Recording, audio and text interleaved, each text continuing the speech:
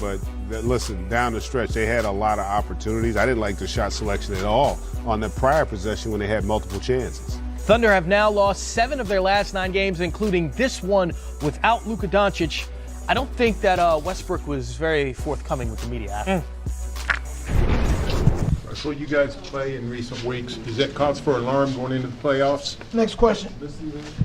How do you explain the last 7 weeks? 7 and 15, I think you are. Matt, what you want to do? Next question. Russ, your thoughts on just the finishing down low early in the game? It seemed like you guys were getting to the rim, but weren't able to finish down there. Any reason why some of those were running out? I thought we had some good looks. I thought we went and made right decisions at the rim. Some didn't fall. Made some plays. So you guys do a great job on that baseline out of bounds play to get Jeremy the bucket. Is it frustrating to come down the other end and they get one right back? It happens, They got some confidence late in the game, and they made a play.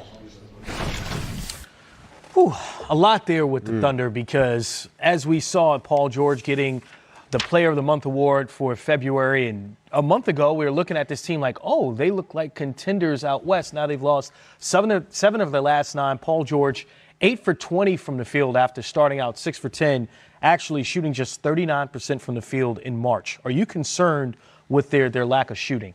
Yes. I mean, you have to be, because no matter how good you are defensively, in the way the game is played today, you've got to be able to score the basketball. Yep. And you've got to be able to consistently score it and space it.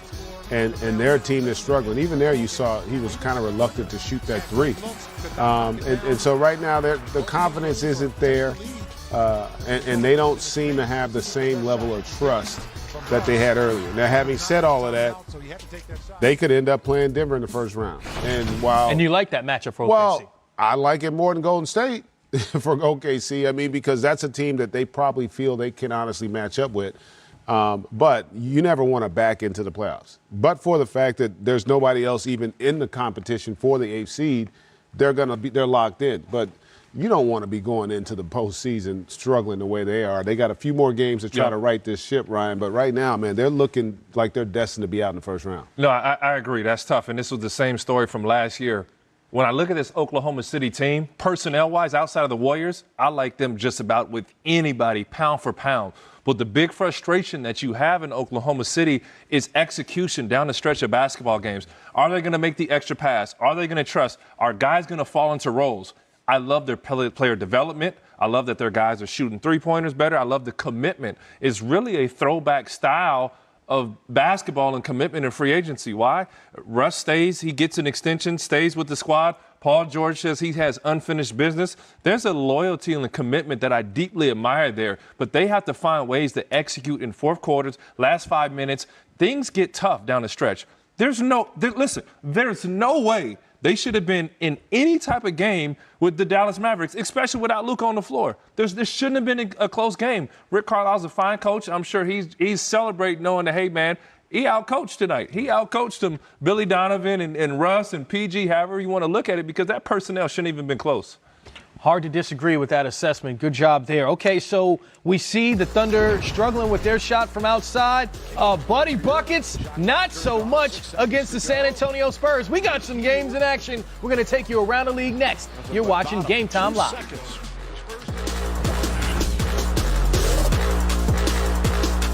Some days I won't play with pain. But there's some days that I'm going to be stubborn. There's been a lot of days I'm stubborn, and I'm saying I'm going to go play, but Coach Bad's like, no, you're not going to play. So it's a battle, but I think they've done a great job just keeping me healthy all year and pulling me away from the game when I needed the most. So it sounds like Giannis could have given it a go, but he sat out as well as Chris Middleton, Eric Bledsoe, Tony Snell. Remember Malcolm Brogdon also out for those Milwaukee Bucks. So who did play? Hey. How about Sterling Brown? Closing this one out late in the fourth. Bucks ahead by 3, but it's the rookie, Trae Young, with the absolute dime to Justin Anderson. Wahoo wah. And Pat Connaughton. With the finish. Cut that thing off the rim. 17 and 12 for Connaughton. Under 30 seconds remaining.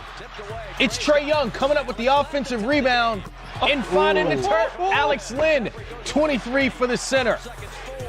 Sterling Brown for the win. Oh, that's no bueno. Fellas, we go into overtime, extra session. Again, Young to Len. Ryan, wouldn't you love to play with a guy like Trae Young finding you? Play with Jason Kidd, Chris Paul, Rajon Rondo. You did play with a guy like that. I had a couple of them, man.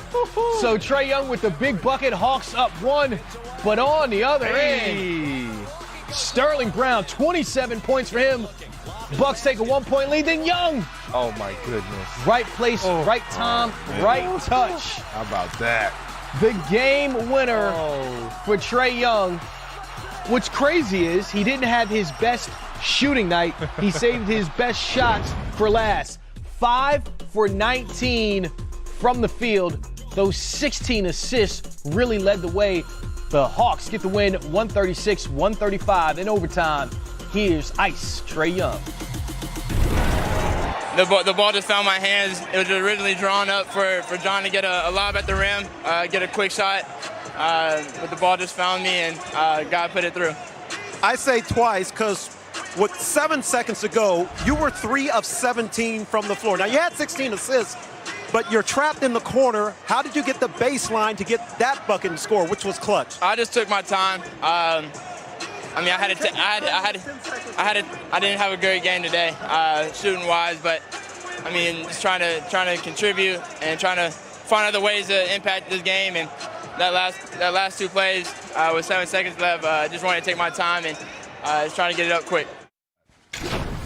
All right, fellas, so let's start with the Milwaukee Bucks because we listed the guys that didn't play. But how about Tim Frazier in this overtime game playing 53 minutes, 20 points, 15 assists, okay? Sterling Brown, 33 minutes, 27 points, 5 for 10 from three-point range. And Pat Connaughton and George Hill both coming off the bench. GA, what do you make of this rotation considering they're going into the postseason without Brogdon? Well, I think it gives them a lot of confidence that guys like Brown and Frazier can step up. Now, they're not going to be asked to do the same things in the postseason, but what happens is when you get your bench guys that play at a high level, it gives everybody on the team confidence. So even though they lost this game, if you're going to lose a game and you got all those starters out, this is where you want to lose, where you could have. It comes down to the last possession. Now, I'm sure that Budenholzer was going to get on them defensively. They had some lapses. They had some struggles. But overall, every night they took the floor with a chance to win this game with a depleted roster. And so they're going to feel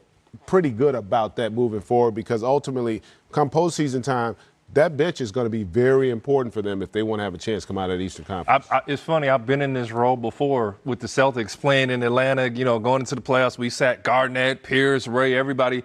And the minutes and experience that you get in a game that ends up going down to the wire, even though it is the Atlanta Hawks, they're so valuable. Sterling Brown is a guy who's going to play minutes in the playoffs and potentially very valuable minutes. So putting the ball in his hands, the coaching staff is still running the same plays, getting the same sets. And now a guy like Sterling Brown, Tim Frazier, those guys get valuable experience, and you never know when you could be called upon. And the expectations don't change. Yep.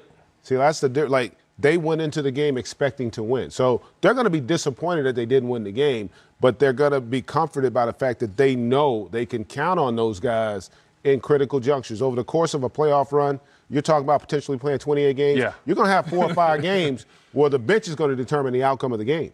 And which ultimately could determine the outcome of a series. So these are valuable opportunities for those guys to earn that coaching staff's trust and, more importantly, their teammates' trust in those big moments. Earning trust. How about Trae Young? This second half of the season has been absolutely incredible. You see that with 4 games with 15 or more assists. Is he still in your conversation for Rookie of the Year, or can he win the award?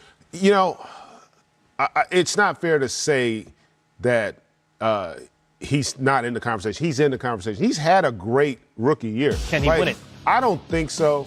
And part of it is because the first half of the season, it wasn't close. And the reality is, even though his numbers have been terrific and he's been really good, like 8 assists a game. It's not a knock on him.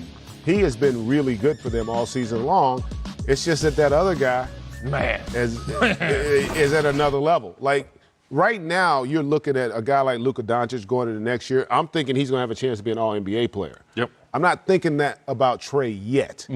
You know, and I'm a huge I love Trae Young. I think he's going to be a terrific player, and I think the Hawks are happy. But Doncic, I think, is still going to ultimately win the award. But it doesn't take away anything from what Trae has done, especially the second half of the year where he has played his best basketball, which is even more positive if you're a Hawks fan, because it's harder to do that as a rookie, to play your best basketball the second half of the season. And what's ironic about it is he did the opposite in college. He had that terrific start to the first half, and in the second half he kind of fell apart. So this is really positive for him moving forward. Certainly a building block you can build a franchise around. The Nuggets have one of those guys, and Nikola Jokic, he's just chilling. Looks like he's ready to ball out against the Washington Wizards. Talk about him next. You're watching Game Time Live.